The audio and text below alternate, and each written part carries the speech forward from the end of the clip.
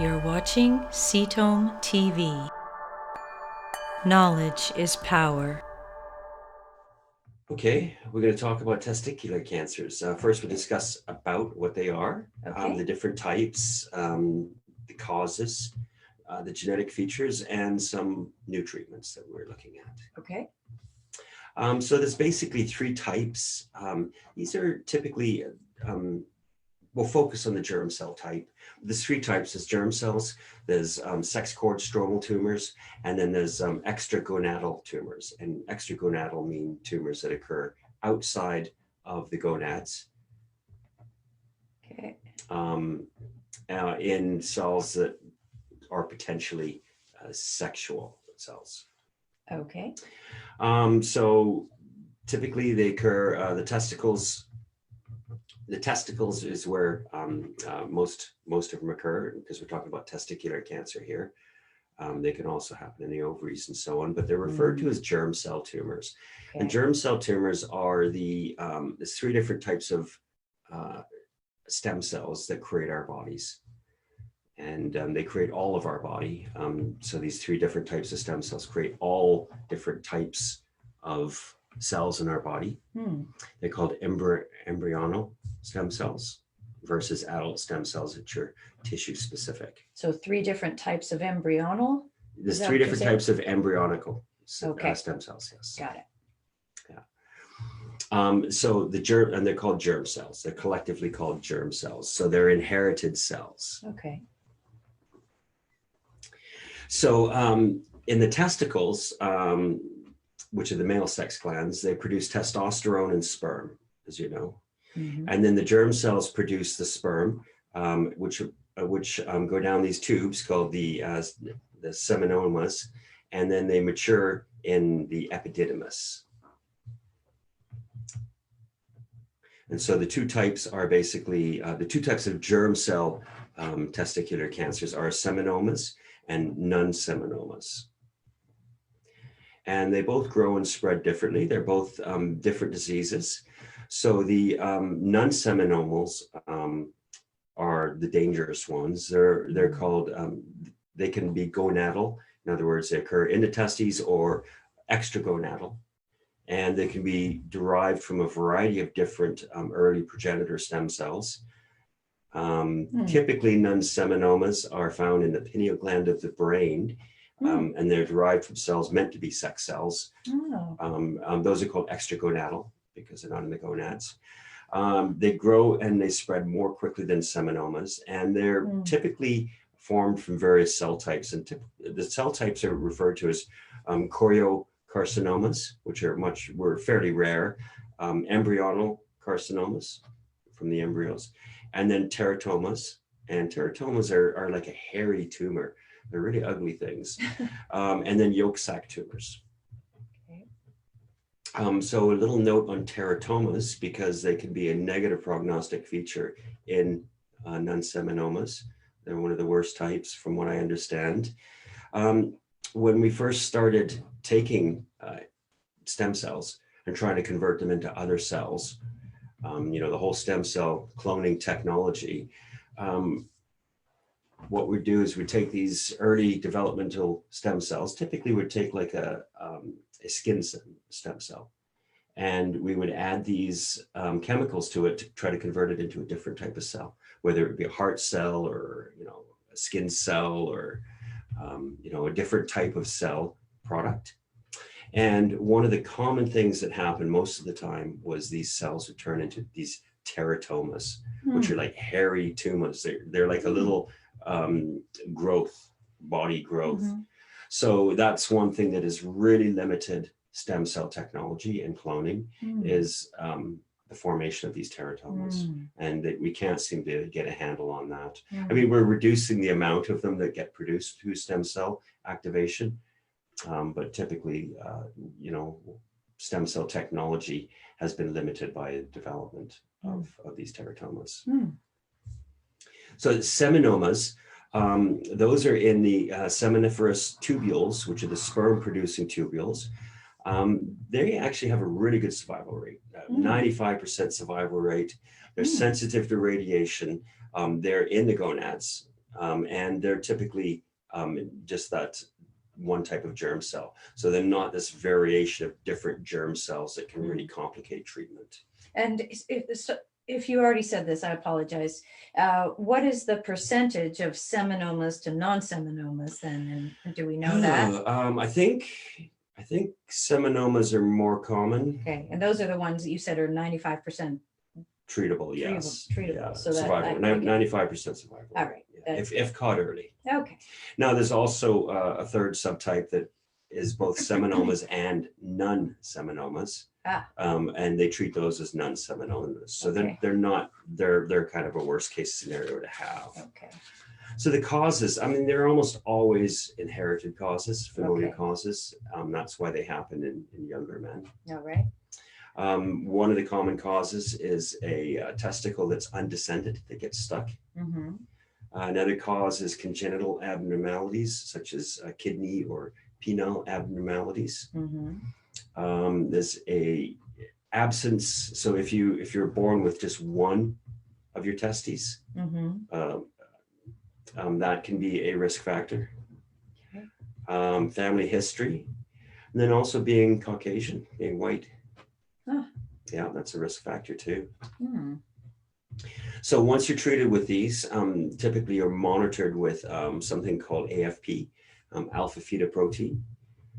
There's also the beta human chorionic gonadotropin protein, and then lactate dehydrogenase, which is a common LDH. It's a common marker used for looking at different cancers. So those are three different ways you might so test for it, or you might both. You monitor it and you test for it in this way. And these are the first two, beta HCG and AFP, are markers of stem cells. They're common stem cell markers. Mm-hmm. So genetics, commonly with testicular germ cell tumors, we see a lot of CHEK2 mutations. CHEK2 is a tumor suppressor. We actually have a few patients with CHEK2 mutations, and they get the strangest tumors. You know, they really do get weird tumors. Not like any other cancer type. And can that be a good thing, or can that mean that there are certain treatments that can work well? Because it's a tumor suppressor, we don't have a targeted therapy for it. Typically, targeted therapies work best for oncogenes. Mm-hmm. But we could look at downstream signaling for CHEK2.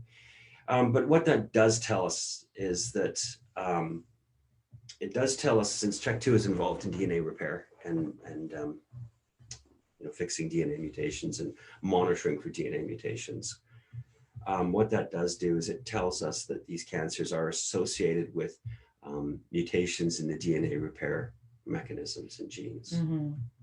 And I guess if you're saying, some of the primary causes are things that are obviously indicators of something going sideways in your development, meaning, undescended testicle, kidney abnormalities, maybe you were only born with one testicle. Exactly. Yes. Developmental. You could see how that would make sense. You've got these mutations in this DNA repair process. Exactly. Yes. Mm. So as far as treatment goes, it's all chemotherapy based. Typically, you're going to respond to chemotherapy or you're not. Because these are stem cell based tumors from the embryonic stem cell based tumors, and they do grow rapidly, or they can. Typically chemotherapy has been used. Cisplatin, ifosfamide, vinblastine, etoposide, and taxanes, paclitaxel and taxanes have been used quite a bit. If you get treated and you are cancer-free at 2 years, then your chances of remaining cancer-free are very, very good. If you get a recurrence within 2 years of being treated with chemotherapy, then your chances of it going on and becoming a metastatic disease all over the body is fairly high. And then typically 10 to 15% of patients that are metastatic on diagnosis will die from the disease. Wow. So it has to be caught early. Has to be caught early, and your response to initial treatments really is a defining factor when it comes to chemotherapy. Right. So as far as metastatic previously treated patients, there's been a bunch of different approaches. There hasn't been a lot of targeted therapies based on sequencing. Now, they're not the most common tumors. And I think that's kind of, you don't see a lot of data on them. I've seen a few basket studies, but because there's so much variation with germ cell tumors, it's hard to really pinpoint a unique cell type or a unique molecular feature. And the ones that, the seminomas that are typically one type of germ cell tend to respond incredibly well to chemotherapy. So, the non-seminomas that are multiple cell types, because they're multiple cell types, it's really hard to come up with a unique approach for each one. Right.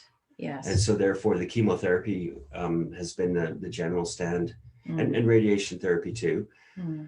And it's really limited the development of targeted therapies, because in order to get a good targeted therapy, you need a group of patients with the same cell type and the same mutations. Otherwise, you can't have a clinical trial. And as you're saying, often that CHEK2 gene is a part of the process, and that's not so good. There's going to be many different mutations. So a couple treatments that I've gone over recently. So for this is for previously treated metastatic patients who haven't responded well. Okay. So the triplet chemo regimes, including gemcitabine, a platinum drug, and a taxane, tend to be the best. They get response rates of about 51% in previously treated metastatic patients. Doublets also work. There's a bunch of different chemotherapy combinations, but typically the gemcitabine, platinum based and taxane based are the best. With 51% response, did you say? Yeah, the responses are not durable. They don't last for long, and that's the problem. And these drugs are very hard to give for a long period of time. Okay, and again, this is for people who are previously treated. They have metastases. Okay. So there's a class of drugs, or there's a drug called sunitinib, which is a multi-tyrosine kinase inhibitor. It targets VEGF, KIT, PDGFR, and also another gene called RET. That got overall response rate of 13% and a progression-free survival of 2 months. That's not the greatest. Interesting, a drug, conjugate drug called brentuximab vedotin, that is being used in lymphomas and so on, targets a cell protein called CD30. There's a recent study that used this in previously treated metastatic patients, and the overall response rate was 40%. And the progression-free survival was not reached in that study. Oh, that's good. It's phenomenal. Wow. I think, yes. Now, you'd think that immunotherapy would work well in these, because there is, they're often caused by DNA mutation and repairs. There's a bunch of studies with PD-1 inhibitors, and they all failed. They didn't do well at all, which is kind of surprising. I would have thought that they would have done better. However, when they combined PD-1 inhibitors with CTLA4 inhibitors, very different responses. So it tells you that there's multiple pathways being used, obviously because of these multiple cell types. So there's obviously multiple pathways being used to suppress the immune system. And so what was that last one you said? PD-1 and what? And CTLA4 inhibitors. So there's a trial with a drug called durvalumab, which is a PD-1 ligand inhibitor. It's not a receptor, just a ligand inhibitor. And then tremelimumab, which is a new CTLA4 inhibitor. There's also ipilimumab. But in this study, they had an overall response rate of 22%, which is pretty good. And progression-free survival was not reached in this study. So typically when we see responses like this and progression-free survival is not reached with immune-based approaches, they're very durable. They last a long, long time. Well, that's good. Unlike chemotherapy, where you'll get a massive response right away, and then the cancers will just come back right away. Okay, so this is for people late stage testicular. all these are late stages. Right, with metastases. This Yes.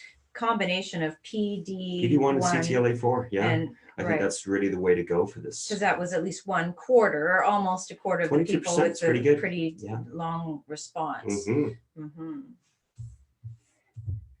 Okay. So that's it. That summarizes it. Okay, so overall, it can be, if you've got the seminoma version, it can be quite survivable with Very not treatable, quite early. 95%.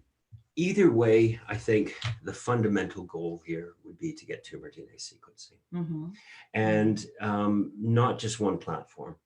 I think you need to have multiple platforms. I think you need to have liquid-based tumor DNA sequencing, and you also need to have pathology-based sequencing. Right. And maybe, have multiple sequencing pathology platforms, because you are going to be sampling different subgroups of tumor cells. So because there's kind of wild cards in here we don't Huge understand yet. heterogeneity. Right. Huge heterogeneity. So you would test a biopsy tissue sample. You would get a blood-based liquid genetic biopsy. test.